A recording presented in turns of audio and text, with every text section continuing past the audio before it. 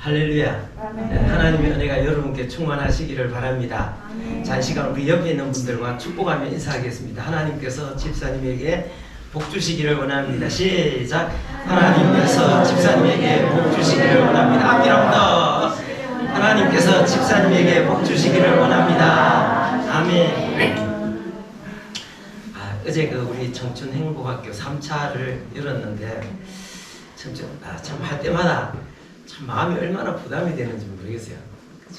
그런데 이렇게 또 시간이 되니까 우리 집사님들이 오셔갖고 여러 가지로 참 이렇게 같이 섬겨 주셔갖고 얼굴을 보는 것만 해도 얼마나 힘이 나고 그러는지 감사합니다. 하나님께서 여러분이 시간 내서 이렇게 섬겨 주신 것에 대해서 다 마음대로 하나님께서 갚아 주시기를 축복합니다. 아멘. 자, 우리가 이제 초대교회를 살펴봄으로써 우리가 올바로 나가는 교회가 올바로 나가야 될 그런 방향을 우리가 좀 살펴보고 어찌하든지 하나님께서 인정하는 아름답고 복된 교회가 되기를 원합니다.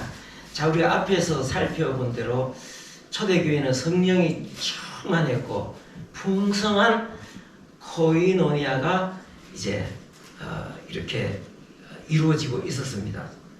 교제. 근데 교제가 잘못되면은 세상 단체처럼 되어질 수 있습니다. 그래서 세상 단체처럼 되어지는 것을 방지하기 위해서 나온 게 뭐냐면은 디아코니아입니다. 섬김. 우리가 교회에서 서로 교제를 나누는데 섬김이 굉장히 중요합니다. 디아코니아. 자, 그래서 이제 또 디아코니아를 위해서 디아코노스 집사들을 세우는 장면에 대해서 우리가 살펴보았습니다. 초대교회는 7명의 디아코노스를 세웠습니다. 맨 처음으로. 자, 우리 어제 같이 청춘행복학교 하면서 같이 섬기던 두 교회 부부 네 분이 오셨죠. 다 구세군 교회 부부가 사관입니다. 우리로 말하면 목사들인데 부부가 다 사관입니다. 그래서 예배 드릴 때는 군대식으로 정복을 딱 입고 아주 멋있어요. 굉장히 멋있습니다. 근데 이렇게 그런 사람들이 이렇게 뭐 공항 같은 데 가면 아주 무슨 군대의 장교 같은 아주 고급 장교 같은 아주 굉장히 복장이 멋있습니다. 그래서 사람들이 복장만 봐도 아주 이렇게 존경하고 그러는 게 구세군인데, 구세군이 원래 뭐로 시작했느냐 하면은 가난한 사람들에게 복음을 전하는 것.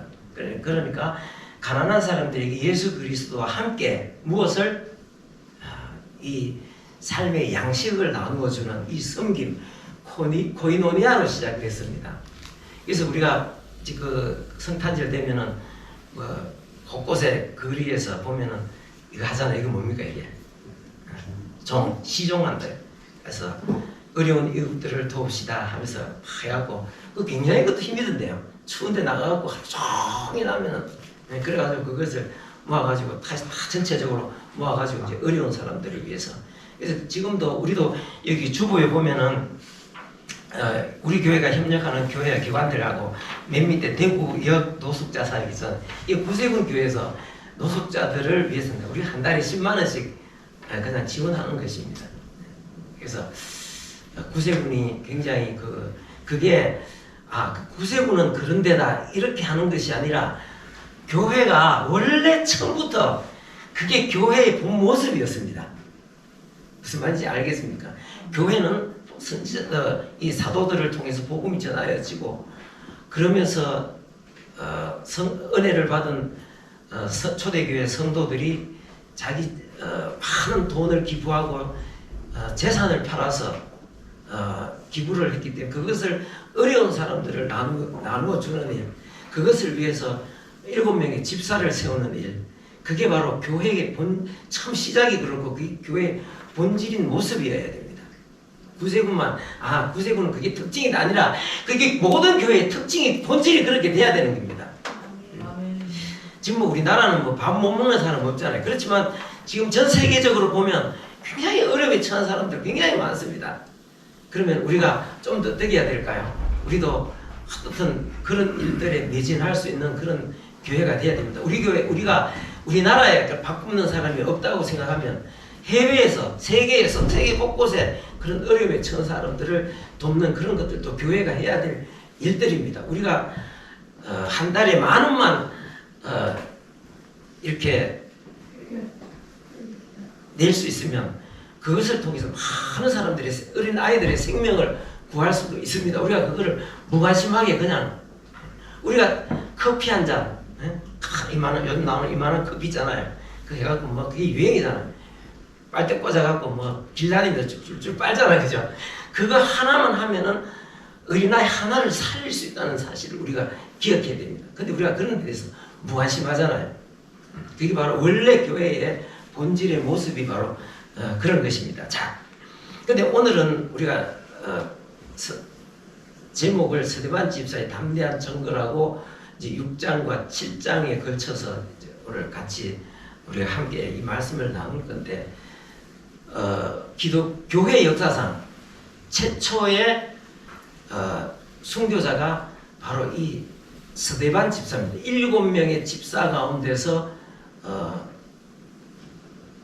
이 주님을 위해서 목숨을 버리는, 목숨을 헌신하는 그런 사건이 오늘 6장, 7장에 걸쳐서 나오고 있습니다. 자, 서대반은 어려운 사람들에게 음식을 나누어 주는 그런 집사로서의, 디아코노스로서의 직무를 감당했지만 그는 또 나가서 무엇을 했느냐?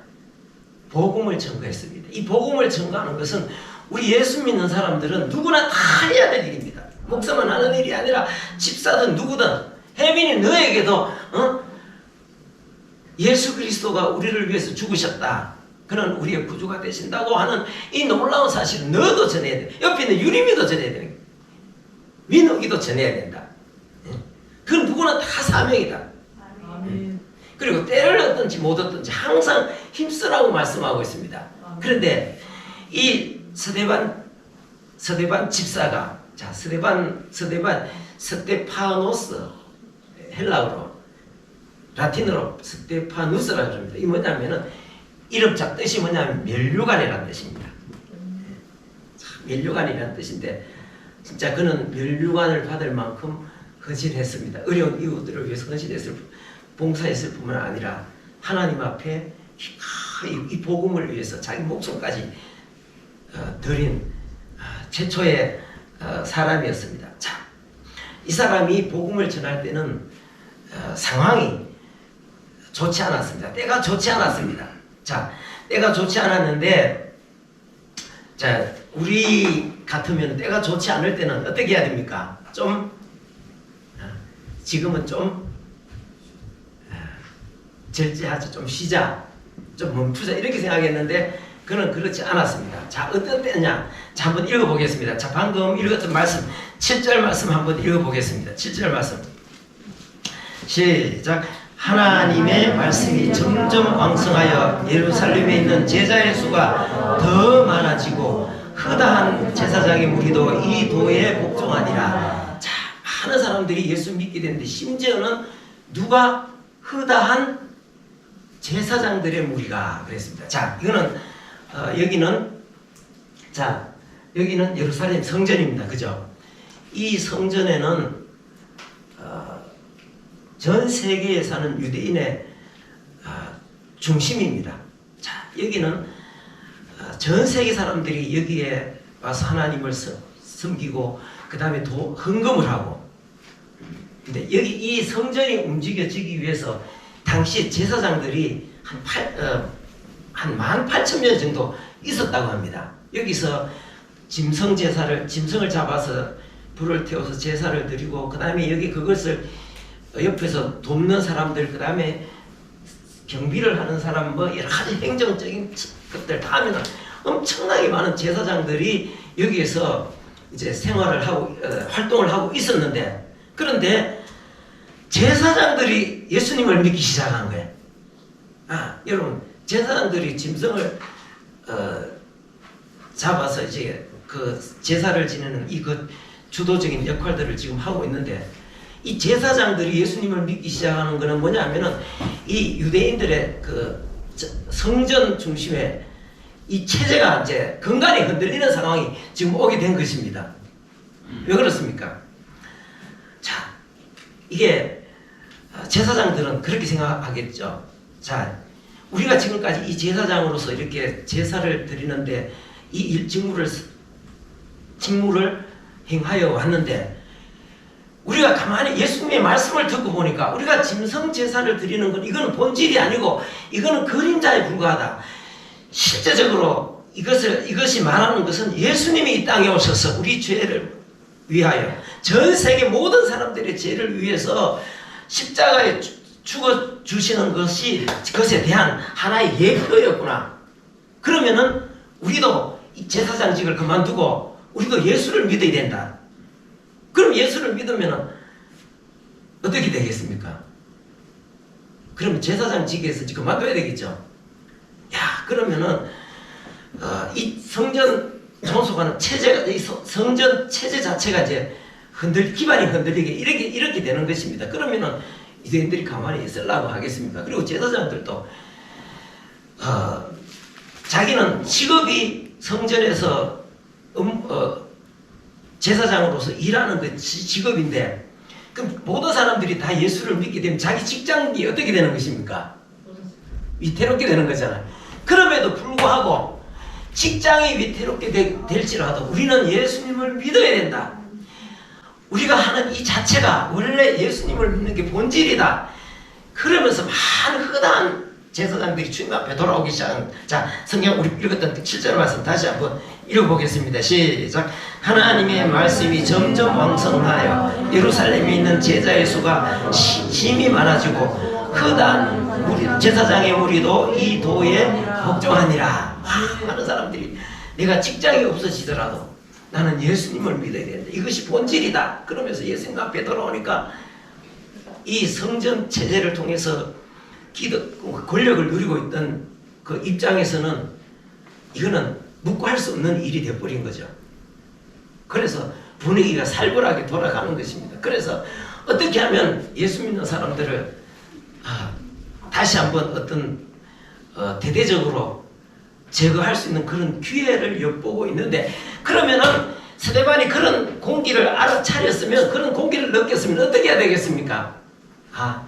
이 살벌함이 지날 때까지 좀 가만히 좀 엎드려 있자, 이래 생각했어야 되는데, 스데반은 그럼에도 불구하고 나가서 복음을 전하는 거예요. 그러니까 때를 얻든지 못 얻든지 항상 입쓰라는 말이 이럴 때 사용하는 말씀인 것 같습니다. 자, 그래서 기다렸다는 듯이, 자, 8절 9절 한번 읽어보겠습니다. 시작.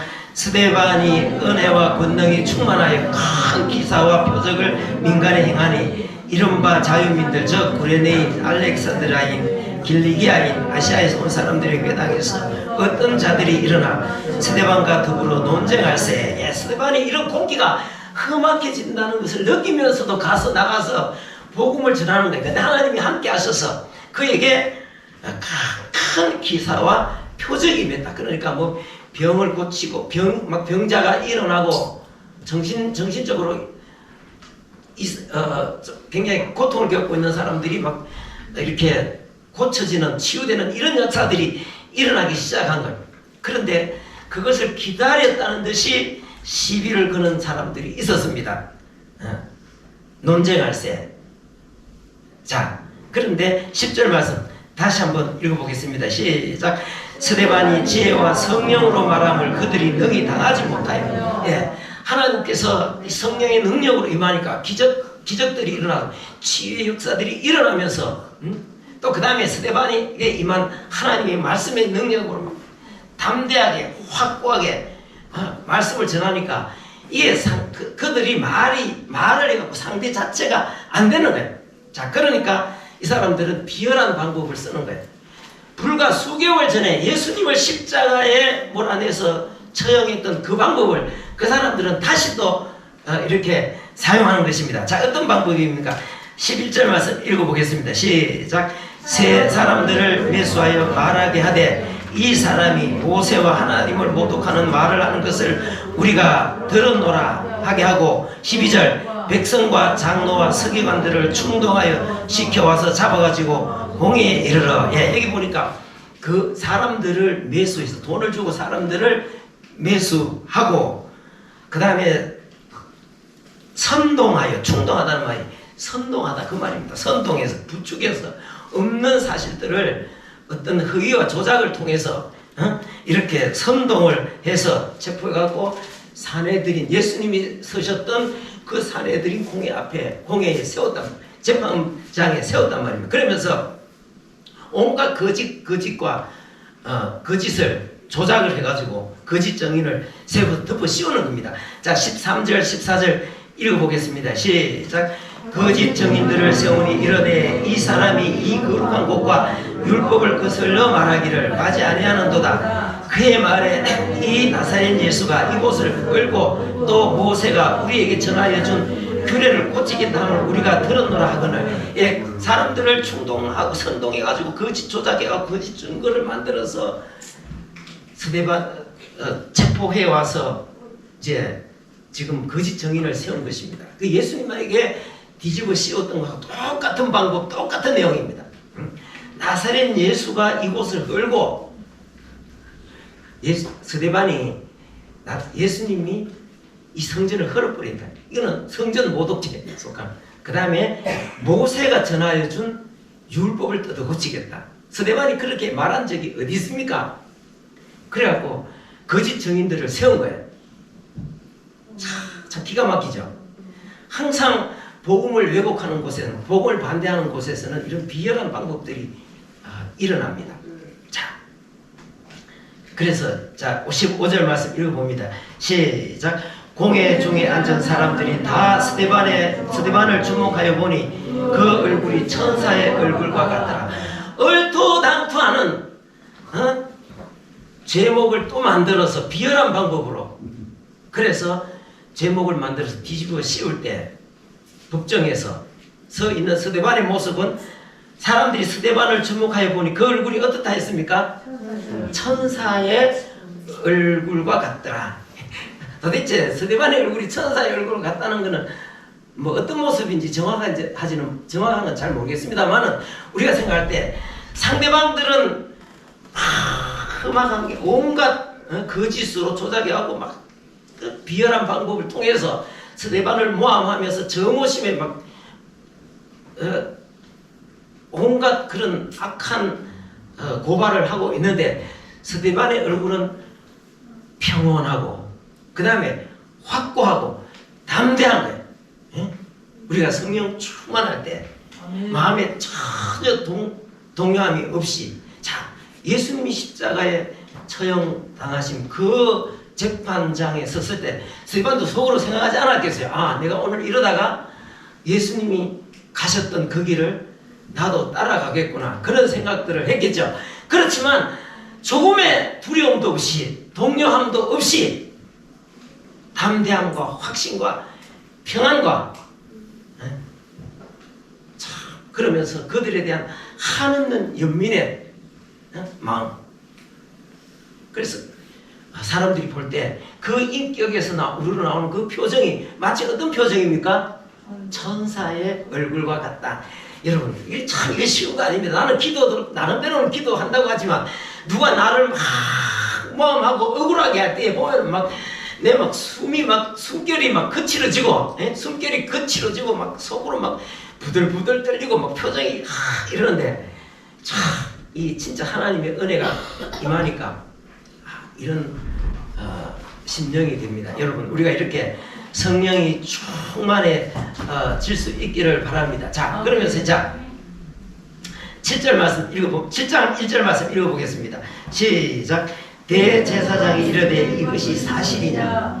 이 뻔해 짜고치는 것, 뻔한 거 짜고치는 건데 다 스데반이 그렇게 말한 적도 없고, 또 지금 정인석에 서는 사람들도 다 거짓말이라는 거 대제사장이 다 알고 있습니다.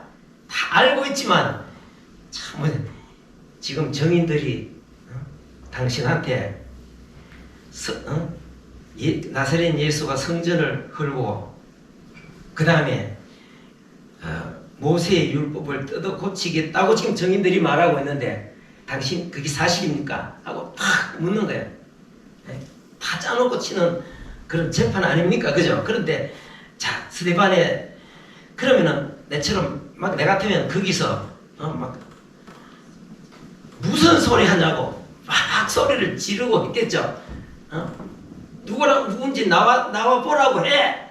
내가 언제 그 말을 했는지 막 이렇게 막 열을 내가지고 반박을 했겠죠. 근데 예수님이 그러셨습니까? 강력하게 막 그렇게 반박하셨습니까?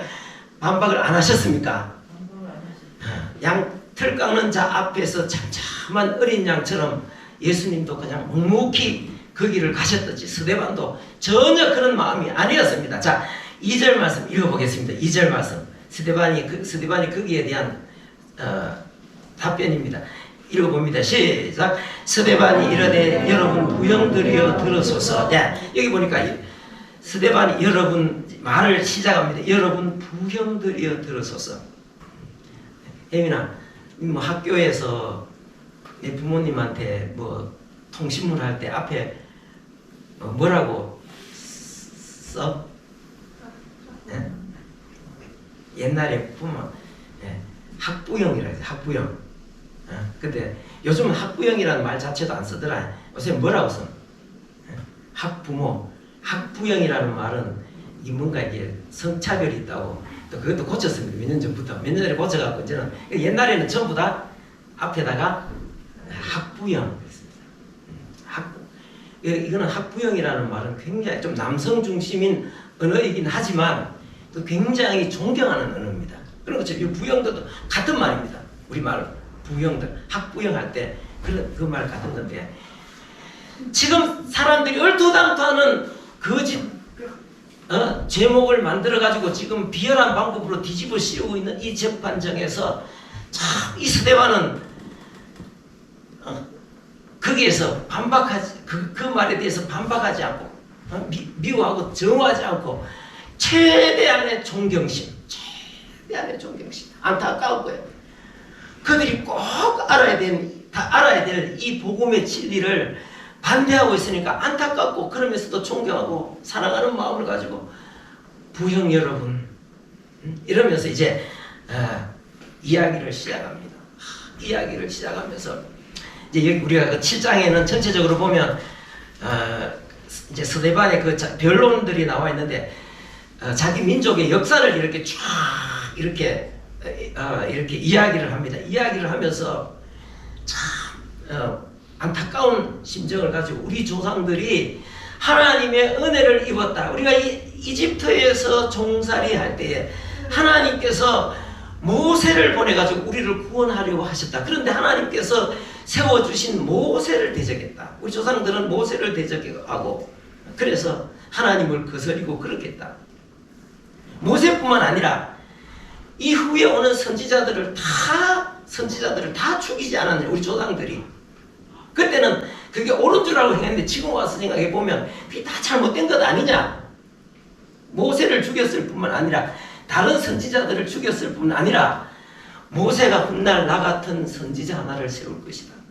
근데 그런 것처럼 모세에게 약속하신 하나님께서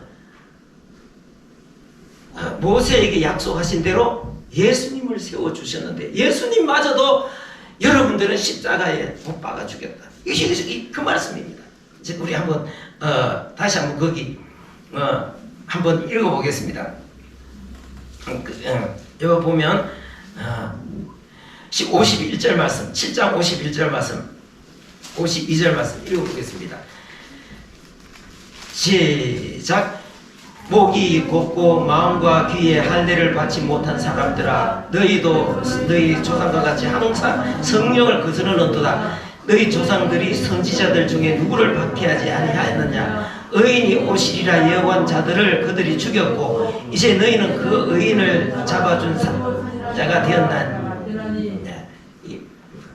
여러분 우리 조상들은 하나님께서 보내주신 모세도 죽였고 그 이후에 못 죽은 모세도 대항했고 그 다음에 막 선지자들을 많이 보내주셨는데 그들을 선지자들을 다 죽였다.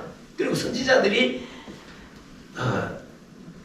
예고했던 이 땅에 오셔서 우리를 구원해 주시겠다고는 예수 그리스도마저도 죽였다. 그러니까 이 막 스데반은 안타까운 마음이야. 왜 여러분들 왜 그러십니까? 여러분들은 왜 여러분들 우리 조상들이 했는 죄들을 반복해서 심지어는 그리스도께서 이 땅에 오셨는데 그리스도까지 여러분들은 죽이시지 않았습니까? 하면서 그 사람들이 참 말할 수 없는 그런 긍휼함과 안타까움을 가지고 지금 설교를 하는 거예요. 그러니까 이 스데반은 그들이 안타깝고 참 애타는 마음으로 설교를 하는데 듣는 사람들은 어떻습니까? 자, 54절 읽어보겠습니다. 시작. 그들이 이 말을 듣고 마음에 찔려 그를 향하여 이를 갈거늘. 여러분, 영안이 어둡고 악령이 충만하면 예수 그리스도의 이야기가 나오면 굉장히 듣기 싫어합니다. 듣기 싫어하고 하나님이 우리를 사랑하셨다는 그 놀라운 이야기를 전하면 거부 반응을 일으키고 막 치를 떨고 이 사람들은 지금 그 이야기를 하니까 막 치를 떠는 거예요. 응? 자, 치를 떠는데 55절 말씀 읽어보겠습니다. 시작. 스데반이 성령이 충만하여 하늘을 우러러 주목하여 하나님의 영광과 및 예수께서 하나님 우편에 서신 것을 보고 56절 말하되 보라 하늘이 열리고 인자가 하나님 우편에 서신 것을 보노라. 네. 이 분위기가 이렇게 심각해져 가지고 이 사람들이 이제 우발적인 감정이 폭발해 갖고 스데반을 돌로 쳐 죽일 이런 상황들이 오고 있는 거예요. 근데 그 위험한 상황에 스데반이 하늘을 탁 보니까 하늘이 쫙 열리면서 하나님 보좌가 보이고 하나님의 그 영광스러운 보좌가 보이고 거기에서 예수님이 그 옆에 서가지고 계신 것을 본 거예요.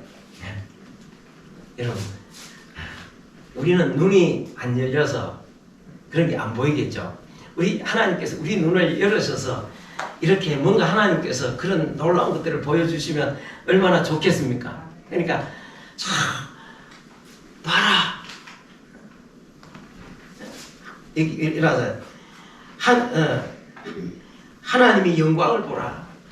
그 옆에 하나님의 우편에 계신 예수님을 보라. 그러니까 이 사람들이 그 이야기를 끄집어내는 순간에 56절 뭐라고 이야기합니까? 57절 읽어봅니다. 시작. 그들이 큰 소리를 지르며 귀를 막고 일제히 그에게 달려들어 58절 성 밖에 내치고 돌로 칠세 증인들이 옷을 벗어 사울이라는 청년 앞에 발 앞에 두니라. 막 일제히 달려들면서 완전히 미친 듯이 달려드는 거예요. 그래서 돌로. 여러분, 그는 다 불법이 당시에 로마법에 의하면 사형을 시킬 사내들인 공에는 사형을 시킬 권한이 없습니다. 로마의 재가를 받아야 됩니다. 그런데 막 그 우발적인 사건, 막 그 현장에서 이 예루살렘에서 그런 일들이 벌어진 겁니다. 자, 그러면서 자 58절, 60절 읽어보겠습니다. 시작. 그들이 돌로 스데반을 치니 스데반이 부르짖어 이르되 주 예수여 내 영혼을 받으시옵소서 하고 무릎을 꿇고 크게 불러 이르되 주여 이 죄를 그들에게 돌리지 마옵소서. 이 말을 하고 자기라 돌에 맞아 죽으면서 자기 자신을 받아달라고 그렇게 기도하면서 참 놀라운 건 뭡니까? 무릎을 꿇고 크게 불러 이르되 주여 이 죄를 그들에게 돌리지 마옵소서. 이 말을 하고 자기를 이게 예수님이 십자가에서 죽으실 때 그랬잖아요. 예수님의 모습을 그대로 주여 이 죄를 저들에게 돌리지 마옵소서. 참 얼마나 놀라운 장엄한 모습입니까? 그것을 보는 사람들, 그걸 직접 돌을 던져서 치는 사람들이나 그 옆에 제3자들이 그걸 볼 때, 그 모습을 볼 때 얼마나 충격적이겠습니까? 여러분, 예수님이 십자가에 죽으실 때 그 사형을 집행하던 그 로마 군대의 백부장이 예수님이 죽으시는 그 장엄한 광경을 보고 그 숨지실 때 뭐라고 그랬습니까? 과연 이분은 의인이시다. 자, 과연 이분은 의인이로다. 그러면서 충격적인 어떤 그런 고백을 하잖아요. 그런 것처럼 옆에 있는 사람들도 엄청 그것을 보면서 어떻게 죽으면서 저렇게 평온하게, 그 다음에 원수들 앞에서 어떻게 자기를 죽이는 사람을 위해서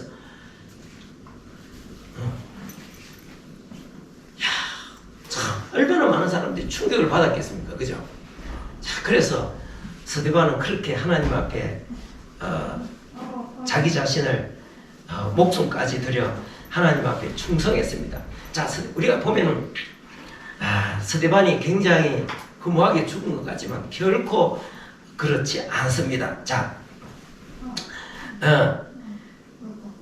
8장 1절 말씀 읽어보겠습니다. 8장 1절 말씀 시작. 사울은 그가 죽임당함을 마땅히 여기더라. 그날에 예루살렘에 있는 교회에 큰 박해가 있어 사도인은 다 유대와 사마리아와 모든 땅으로 흩어지니라. 예. 그날에 스데반만 죽음으로 끝나는 게 아니라 많은 사람들이 체포되어져 들어가는 이제 이런 상황들이 벌어진 것입니다. 그래갖고 사람들이 곳곳에 다 흩어져 버렸습니다. 자, 여러분, 교회가 망한 것 같죠. 그러나 망한 것이 아니라 이게 더욱더 큰 복음의 진전이 되었습니다. 자, 예수님이 처음에 그 성천하시기 전에 제자들에게 뭐라고 말씀했습니까? 너희는 성령이 충만하면 능력을 받고 권능을 받고 너희는 예루살렘과 그 다음에 유대와 사마리아와 땅끝까지 이르러 내 증인이 될 것이다. 이렇게 말했는데 이 사람들은 지금 어디 머물러 있습니까? 예루살렘에 머물러 있는 거야. 그냥 좋은 거야. 그냥 예루살렘 자체 그냥 좋은 거야. 여기서 그냥 성전을 여기서 막 사람들이 막 제사장들도 막 회개하고 예수님 앞에 돌아오고 막 하니까 이방인들에게 바깥에 유대와 사마리아와 땅끝까지 가서 복음을 전하는 건 생각조차 안 하고 있습니다. 생각조차 안 하고 있는 거예요. 그런데 예수님께서 여기 모여 있는 게 아니다. 빨리 가라고 지금 탁 치시고. 자, 보면은 이거 뭡니까? 이거 민들레잖아, 그죠? 민들레가 꽃이 피고 열매를 맺으면 저렇게 이쁩니다. 동글동글한 게 얼마나 이쁩니까? 그런데 저렇게 모여 있으면은 이쁘지만은 그러나 저를 모여 있어서는 안 됩니다. 민들레는 어떻게 하든지 자기의 씨앗을 온 사방에 흩어야 되는 거예요. 그럴 때 흩치기 위해서는 누가 탁 건드리거나 아니면은 바람이 불거나 하면은 저게 사방으로 흩어집니다. 사방으로 흩어지면 동그랗게 저렇게 복실복실하게 저렇게 예쁘게 있는 모습은 이쁘지만 흩어지면 보기는 영하지만은 어떻습니까? 그래야 이게 온 사방으로 다 퍼지게 되는 그런 것처럼 지금 하나님께서 너희들은 여기 있으면 안 돼 하고 탁 쳐버린 거예요. 치니까 그제서야 어떡을 하고는 전부 다들 다 사방으로 흩어져 버린 거예요. 네. 여러분, 우리는 항상 교회는 흩어져야 되는 게. 자, 우리 이제 대학생이 되는 김혜민, 너도 흩어져야 되겠지. 뭐 너는 교회 대학교 다닐 때도 우리 교회 나오고 결혼해서도 너는 우리 교회 나와야 돼. 유림이도 결혼해서까지 우리 교회 나와야 돼. 민욱이도 우리 교회. 그런 건 아닙니다. 나중에 대학 공부하고 나서 그거 갖고 우리 교회 와갖고 교회에서 뭐도 하고 뭐도 그래 우리 교회가 발전하지. 그게 아니라 세계로 나가야 돼. 세계로. 에? 진짜 내가 살아있는 이 민들레 씨앗처럼 살아있는 생명을 가지고 예수 그리스도의 생명을 갖고 세계로 나가야 되는 거야. 민욱이도. 알겠지? 세계로 나가고 안 나가니까 하나님께서 탁 쳐버리는 거야. 치니까 세계로 확 흩어져. 세계로 확 흩어져 버려. 자, 우리는 항상 그것을 기억해야 됩니다. 자, 우리 교회는 목표가 1000명입니다. 1000명 모이는 큰 교회를 이루어야 됩니다. 10,000명 모이는 큰 교회를 합니다. 그렇지만 그거는 성경적이지 않습니다. 물론 교회가 크면 좋은 장점도 있습니다만 성경 말씀에는 맞지 않습니다. 자, 성경에 보면 이런 말씀이 있습니다. 한번 읽어보겠습니다. 자, 요한복음 3장 30절입니다. 읽어봅니다. 세례 요한이 그랬습니다. 그는 할 때 그는 예수님을 말합니다. 시작. 그는 응하여야 하겠고 나는 쇠하여야 하리라. 아멘. 여러분, 교회가 막 우리 아시아에서 제일 큰 교회, 우리 교회 목표는 전 세계에서 제일 큰 교회를 만들어야 된다. 그래갖고 서울에 가면 전 세계에서 제일 큰 교회 있잖아요. 그게 아니라 교회는 그렇게 모여야 되지만 어떻게 해야 됩니까? 흩어져야 된다. 흩어져야 된다. 그래서 지금 하나님께서 안 흩어지니까 흩어지라고 탁 쳐버린 거예요. 우리는 항상 그는 흥하여야 하겠고 나는 쇠하여야 되리라. 아멘. 네. 우리가 꼭 기억하고, 참 우리가 초대교회 서대반의 헌신, 그는 집사였지만 사도들보다도 먼저 순교의 교회 역사상 제일 먼저 순교의 영광을 그는 안았습니다. 그는 이름이 뭡니까? 면류관. 이름 뜻이 면류관. 그는 순교의 면류관을 면류관 중에서 가장 아름다운 면류관인 순교의 1호가 되었습니다. 여러분, 우리도 성령 충만한 함 되어서 항상 이렇게 복음을 위해서 담대하게 생명을 전하는 그런 우리 믿음의 사람들 다 될 수 있기를 바랍니다.